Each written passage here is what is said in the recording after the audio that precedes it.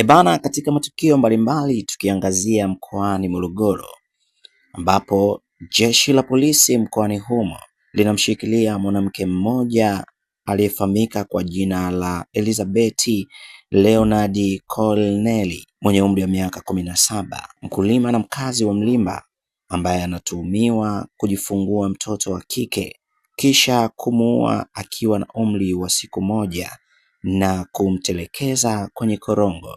Kwa mujibu wa taarifa iliyotolewa na kamanda wa polisi mkoa wa Morogoro SACP Alex Mkama, inaeleza kuwa tukio hilo ambalo limetokea Machi 5, 2026 alasiri huko eneo la Tazara Kota Mlimba wilaya ya Kilombero, mtuhumiwa alikamatwa kwenye msako mkali wa kumtafuta wakati akijaribu kutoroka baada ya kutenda tukio hilo.